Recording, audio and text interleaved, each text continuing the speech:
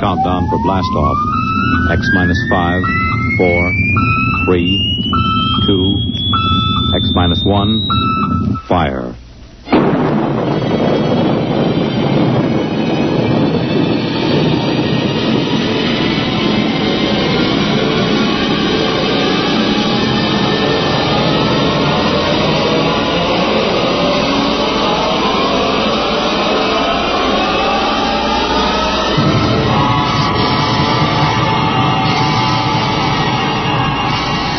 From the far horizons of the unknown come transcribed tales of new dimensions in time and space.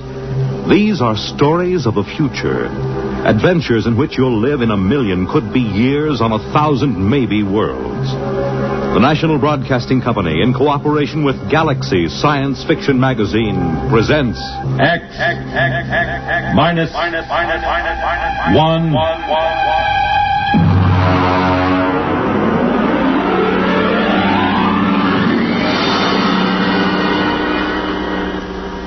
Tonight, Chain of Command by Stephen R.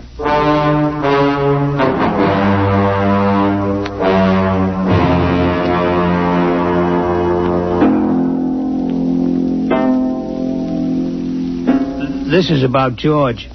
He's a friend of mine. Lives right here at the Brookside Atomic Laboratory with his family. My name is Charlie Boyle, by the way. I'm a security guard here at the lab. Been here now for, 20 years, I guess. Of course, they don't use the lab anymore. Lots of weeds and things, and, I stick around. There isn't really any place to go. Oh, I'm getting away from it after all. This is about George. Some of it I knew myself. A lot of it he told me after it was over. It began, it began the morning after George's wife lit into him. I think, George, the least you could do is complain. After all, are you a mouse or a man? Clara, what's the point of complaining? It'll just start trouble. We do live at the laboratory. We have some rights.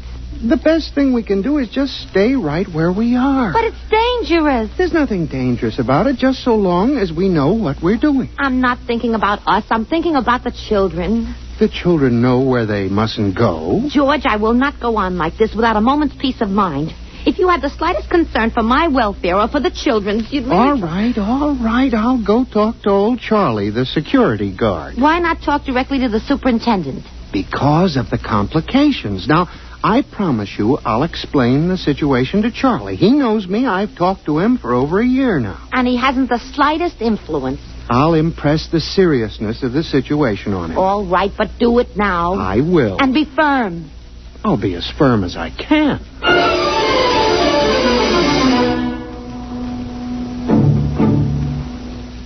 I was at my desk in the hallway. Place was deserted. I've always worked the night shift, except for my supervisor, Mr. Adams, who was in his office down the hall working late. I remember I was sort of dozing off when I heard George's voice in my ear. Charles. Charlie. Huh? It's me, George. Oh, yes, George. Yeah, how are you? Fine. Can I have a chat with you? Chat away. I got all night. Good. It's about the trap. The trap? The one outside our door. Oh, that trap. Clara, my wife, says it's dangerous. Well, now, she'd like it removed. Removed? Oh, no, George. That can't be done. Regulations? Regulations. Suppose you just removed it without telling anybody. Oh, they'd fire me, George. I see. Clara's afraid one of the kids might get hurt. Oh. How about taking it up with the supervisor? Mr. Adams? Why not? Well, it never occurred to me. Why not give it a try? Oh, I don't know. Mr. Adams doesn't even know you exist. Maybe it's time he found out. Well, it might get a bit sticky. Give it a try. Well... Come on, Charlie. Be a good fellow. Haven't we been buddies for a long time? Oh, we've been buddies, all right, but... Well, when it comes to something like Will this... you try at least? Clara isn't going to let me alone unless something happens. Okay, George. I'll give it a try.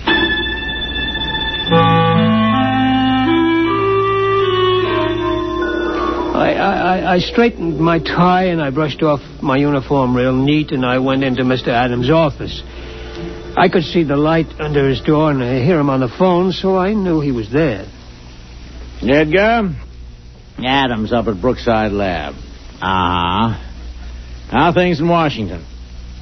No, nothing serious. Just want to have a fingerprint check on one of our scientists.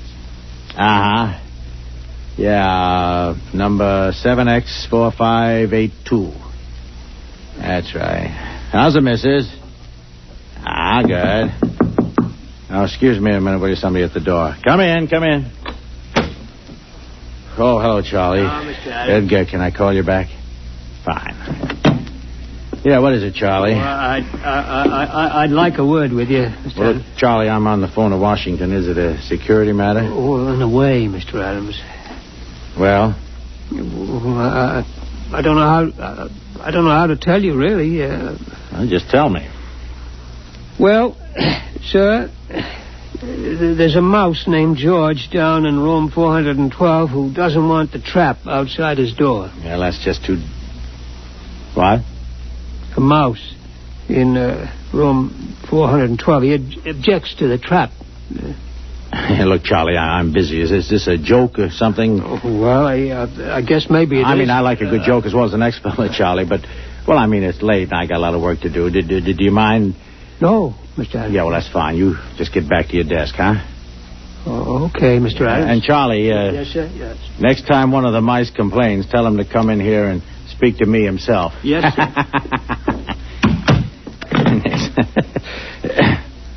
Edgar Adams here again. I'm sorry. One of the security guards playing a little joke on me.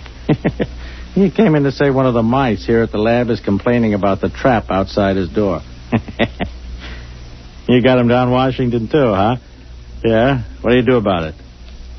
Traps, huh? Yeah. Yeah, it's the only way, I guess. Yeah.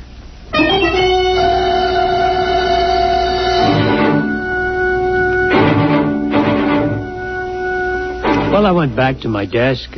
George was there, waiting. I could tell by his expression that he knew the answer before he even asked me. No soap, huh, Charlie? No soap, George. I guess I'll have to tell Clara. Yeah, I'm sorry, George. What'd he say? Well, he said if you've got a complaint, see him yourself. He said that, huh? Yep.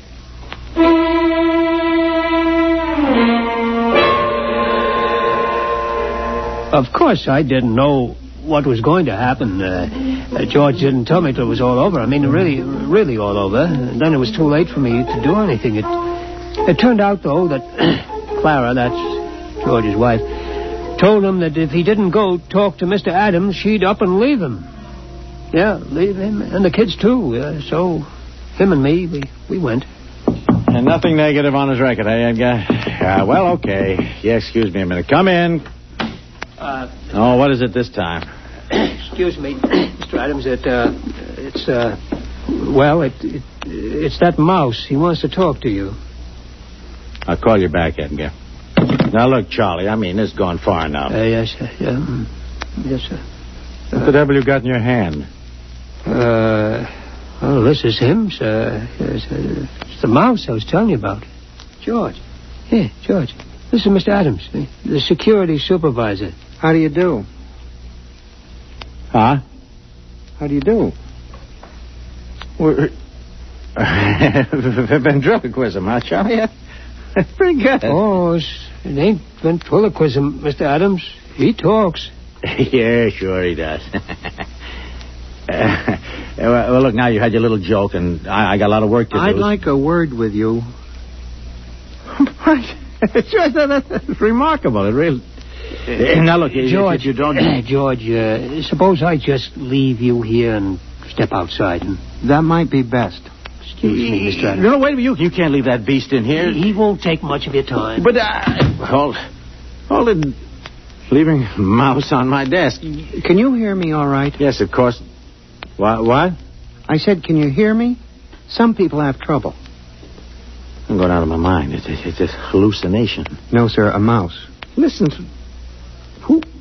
What are you? A mouse. You know, cheese, rodents, all that sort of thing. You mind if I touch you? Okay, but take it easy. Careful, don't bend up the whiskers. You're real. Sure, I'm real. Now, listen, about that trap. The trap? My wife is driving me goofy. Get it away from our front door, will you? Your front door, yes. Yes, of course. Are you sure you exist? I could bite you to prove it. Never mind. What about it? What about what? The trap. The trap. Yes, of course. Well, I mean, that's a security problem. Look, would you do me a favor? Depends. Tell me, how come you talk? Simple. My ancestors have been around this lab since it was built. We've gotten a lot of gamma radiation. A couple of them were used as an experiment to test radiation endurance.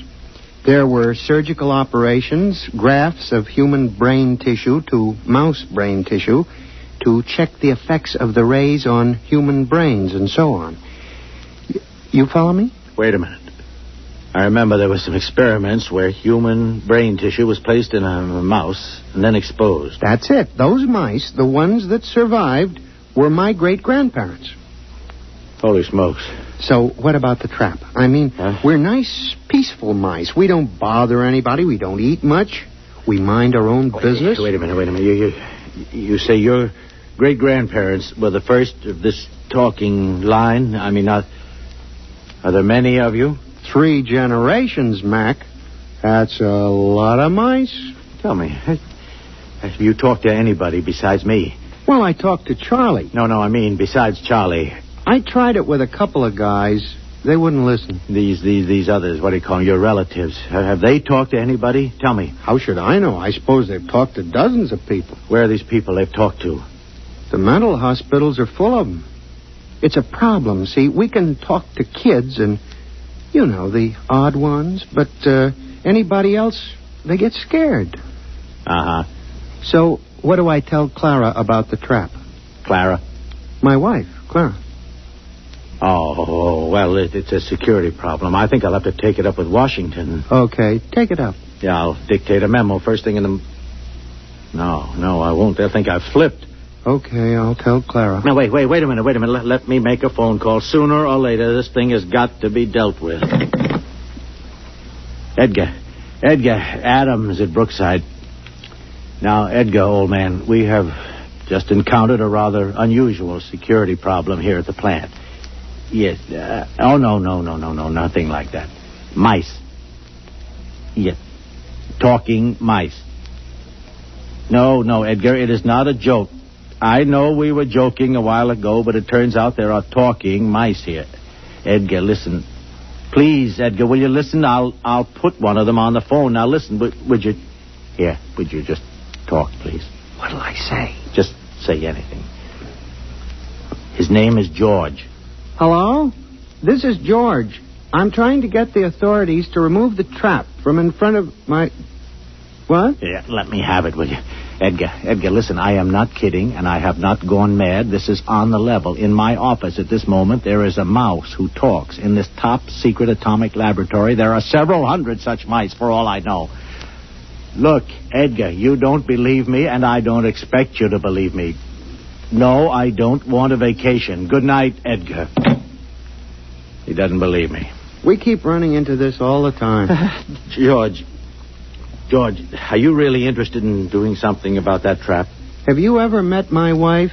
Oh, of course you haven't. Wait a minute, I got it. I'm going to call for a top-level security conference at the Pentagon.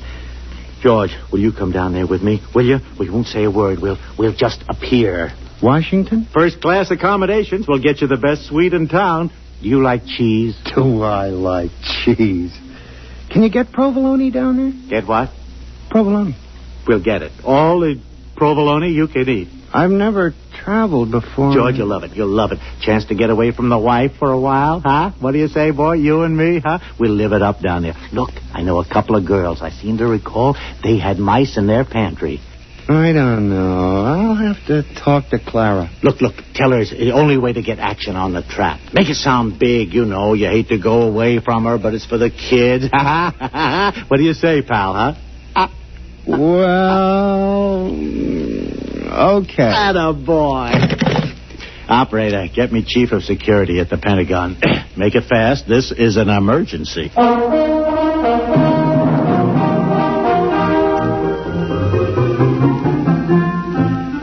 I wasn't there, but like I say, George told me all about it after it was over.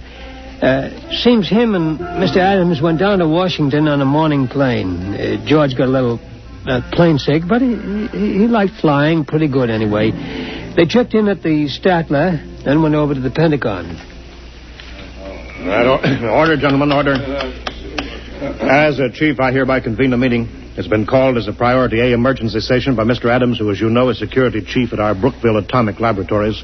Mr. Adams? Yes, thank you, Chief. Now, gentlemen, it may come as a shock to all of you. It did to me. But I've learned that some 1,200 English-speaking individuals have been operating freely within our top-secret laboratories at Brookville without any security clearance whatsoever. You did say 1,200? Actually, sir, 1,207. Who are these people, sir?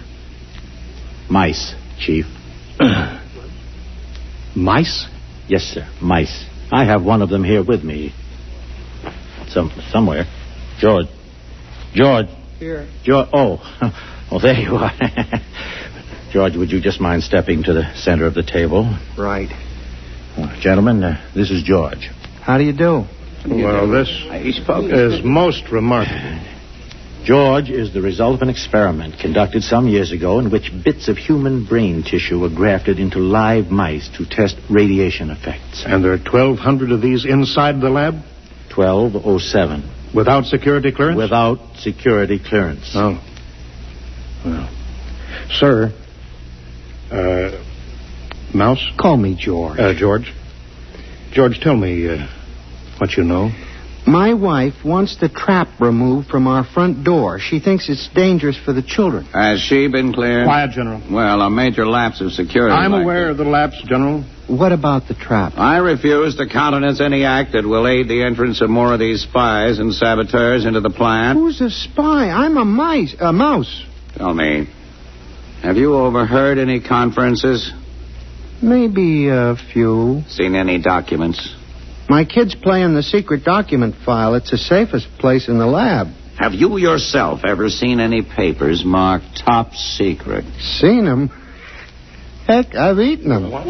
I believe this calls for some action, gentlemen. Mr. Adams, if you and this rodent will retire to the next room, I think we'll have a brief caucus. Yes, sir. George. Okay. Yes, sir. See you later, gentlemen.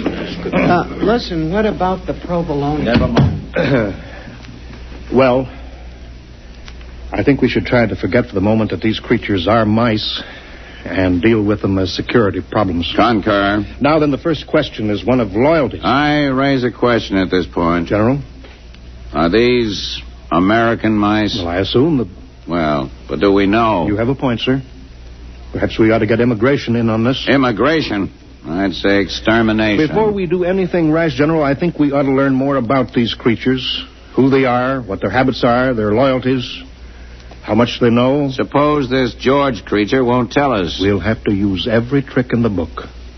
Now, I would suggest we first try the velvet glove. The full treatment.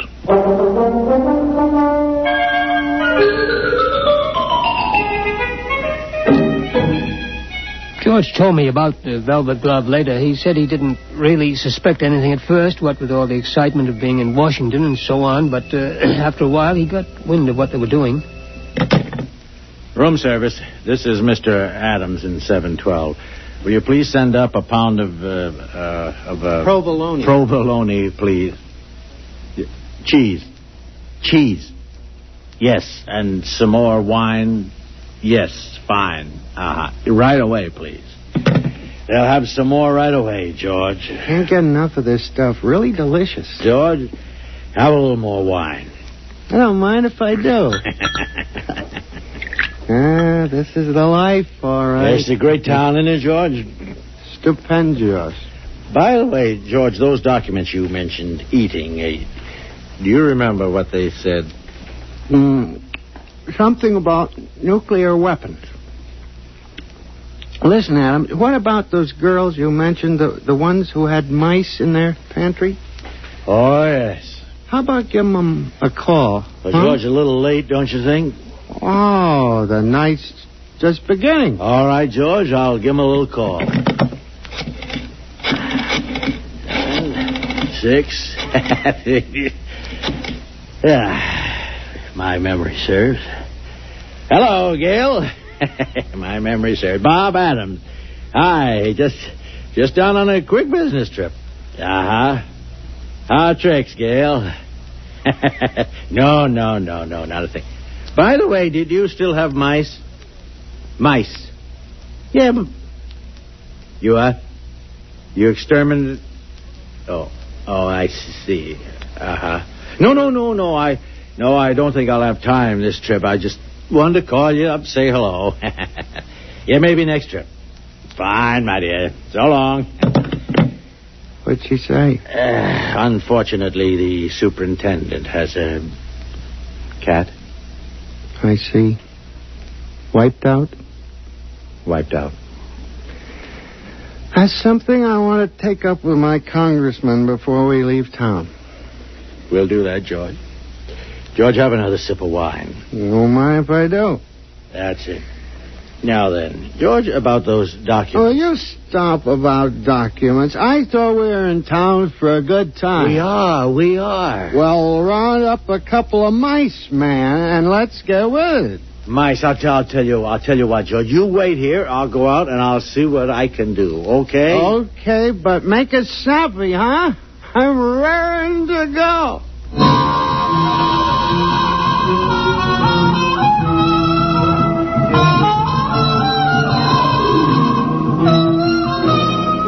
Next morning, Adams woke George and told him they were scheduled for another conference at the Pentagon. George, wake up, huh? Oh, what a head. Come on, George. We're due at the Pentagon. Easy. Don't talk so loud. Wow. Where did you get those white mice last night? Over at the National Research Lab. Ooh. They must have been feeding those girls wheat germ. All right, come on, George. Come on. You can sober up in the taxi. Come on.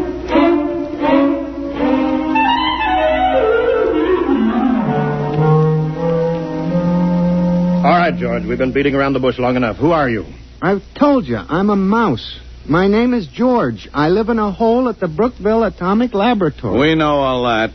We want to know who's behind you. Nobody's behind me. Listen, you guys don't have to be afraid of me. I'm only a mouse. It's the perfect fifth column. The ultimate weapon. Do you realize that you and your family are living inside a secret government installation without any security clearance whatsoever? I'm willing to be investigated. How do we know you aren't an agent for a foreign power? How do we know you aren't an agent for a foreign power? Preposterous. It'd be the perfect fifth column. Gentlemen, I will not remain here to be insulted by this creature. And I will not be insulted by you, sir. Gentlemen, good day. No, George, wait, come back. Where George, is he? He went that way. Get him off. George. He's going into the wall. Grab him. Too late. He's gone. Well, men, this is it. We'll have to decide on a course of action. We've got to recapture him. Look, I think the first thing to do is get a cat. He's too smart for a cat. Well, something's got to be done. Something's got to be done. After all, these creatures have access to every secret file in the country. Not to mention eavesdropping on our private lives. The thing that bothers me is, gentlemen, they multiply in another 3 generations. There will be some 12 billion talking mice, 6 times the human population of the Earth. It's no matter for fooling around. Kill or be killed, gentlemen. The problem there is how. We have reason to believe they're concentrated in Brookville. I say evacuate all humans and blow up the plant. Use the H-bomb if necessary. I'm afraid you're right, General. We must exterminate. I'll phone Strategic Air Command and alert them. SAC, please. Hello, Bill. This is Ed. Listen, fuel up a couple of big ones. No, nothing serious. But we may want to use them in the near future. Just stand by, that's all. I'll call chemical warfare, get the best information on exterminating rodents. Hello? Hello? That's funny. It's gone dead. Hello? Hello? Something is wrong here. Sounds almost as if the line had been cut. Adams got an alarm for that mouse.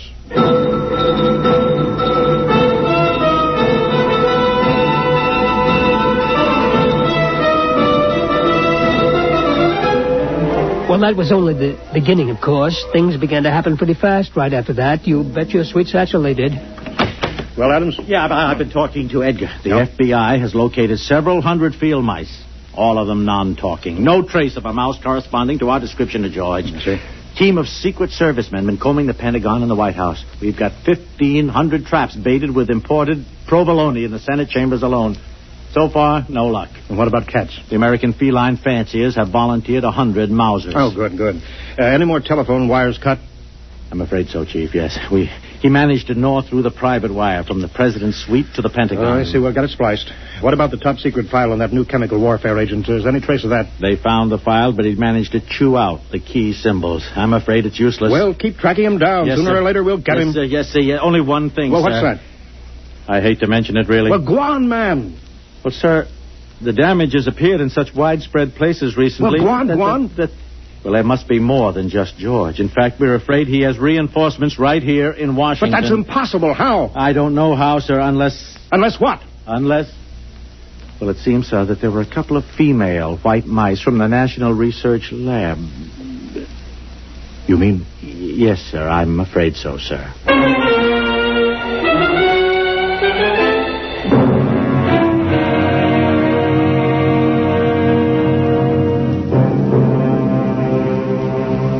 I guess maybe you know the rest. Within a couple of weeks, every cable, telephone line, power line, every telegraph line in the United States had been cut.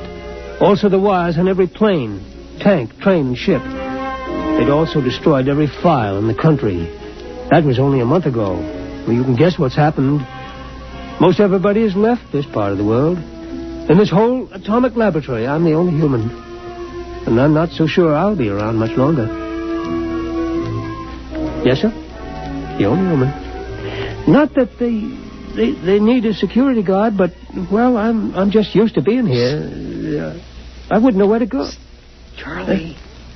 Why, George. George, is it you? That's right, Charlie. Well, you look awful. Where have you been? Well, I was down in Washington, Charlie, about the traps, remember? Oh, yeah. That was before all the trouble started, over 2 months ago. Well, what you been doing all this time? Well, you know, we've been pretty busy protecting ourselves, cutting the lines and stopping transportation and such. I figured it was the mice done it, yeah. Yeah, we didn't like it, but it was them or us, so we did it. Well, how come you look so terrible, though? Well, we stopped the trains and the planes, you know, so... Well, I had to walk back. That's one heck of a walk for a mouse.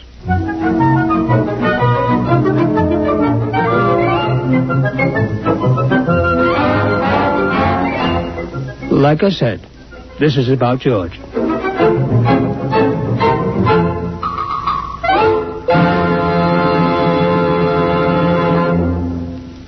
You have just heard X-1, presented by the National Broadcasting Company in cooperation with Galaxy Science Fiction Magazine, which this month features Moral Equivalent by Chris Neville, a story which shows why one culture shouldn't mimic another right down to the last little detail. That last detail may be just that, the final one. Galaxy Magazine, on your newsstand today. Tonight, by transcription, X-1 has brought you Chain of Command, a story from the pages of Galaxy written by Stephen R. and adapted for radio by George Lefferts. Featured in the cast were John McGovern, John Gibson, Ann Thomas, Alan Bunce, Wendell Holmes, and Stotts Cotsworth. Your announcer, Fred Collins. X-1 was directed by Daniel Sutter and is an NBC Radio Network production.